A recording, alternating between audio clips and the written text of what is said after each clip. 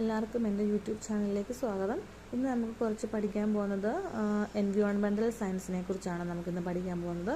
അത് നോക്കിയേ, പ്രകൃതിയിലെ ജൈവികവും അജൈവികവുമായ എല്ലാ ഘടകങ്ങളും ചേർന്നതാണ് പരിസ്ഥിതി. ജീവികളും പരിസരവുമായുള്ള പരസ്പര ബന്ധത്തെക്കുറിച്ചുള്ള പഠനമാണ് പരിസ്ഥിതി ശാസ്ത്രം. ഇക്കോളജി എന്നും പറയും. ഇക്കോളജി എന്ന പദം ഉത്ഭവിച്ചത് വാസസ്ഥലം എന്ന അർത്ഥം വരുന്ന ഓയ്ക്കോസ്, അതായത് വാസസ്ഥലം എന്നർത്ഥം വരുന്ന ഓയ്ക്കോസ്, പഠനം എന്നർത്ഥം വരുന്ന ലോഗോസ് എന്നീ ഗ്രീക്ക് പദങ്ങളിൽ നിന്നുമാണ് ഇക്കോളജി എന്ന പദം ഉത്ഭവിച്ചത്. ഇക്കോളജി എന്ന വാക്ക് ആദ്യമായി ഉപയോഗിച്ചത് ഏണസ്റ്റ് ഹെയ്ക്കൽ. ഇക്കോളജി എന്ന വാക്ക് ആദ്യമായി ഉപയോഗിച്ചത് ആരാണ്? ഏണസ്റ്റ് ഹെയ്ക്കൽ.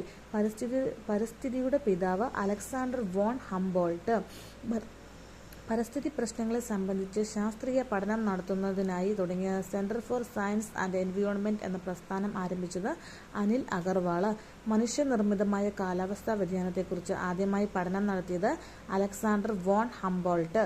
അലക്സാണ്ടർ വോൺ ഹംബോൾട്ടിന്റെ പുസ്തകമാണ് Cosmos, a sketch of the physical descriptions of the universe. Alexander von Humboldt ഇക്കോളജിയെ ഏത് പേരിലാണ് പഠനം നടത്തിയത്? ബയോജിയോഗ്രഫി. ആധുനിക പരിസ്ഥിതിയുടെ പിതാവാണ് ആരാണ്? Eugene P Odum. Fundamentals of ecology എന്ന പുസ്തകം എഴുതിയത് യൂജീൻ പി ഓഡം ആണ്. ഇന്ത്യൻ പാലിയോ ബോട്ടണിയുടെ പിതാവ് ബീർബൽ സാനി. ലോക പരിസ്ഥിതി ദിനമായി ആചരിക്കുന്ന ദിവസം ഏതാണ്? ജൂൺ 5. നോക്കിയേ, 1972 ജൂണിൽ സ്റ്റോക്ക്ഹോമിൽ നടന്ന മാനവ പരിസ്ഥിതിയെക്കുറിച്ച് ഐക്യരാഷ്ട്ര സംഘടനയുടെ സമ്മേളനത്തിൽ ഇന്ത്യയുടെ പ്രധാനമന്ത്രി ശ്രീമതി ഇന്ദിരാഗാന്ധി നടത്തിയ പ്രസംഗം ഐക്യരാഷ്ട്ര സഭയെ ജൂൺ 5 ലോക പരിസ്ഥിതി ദിനമായി ആചരിക്കാനുള്ള തീരുമാനത്തിൽ എത്തിച്ചു.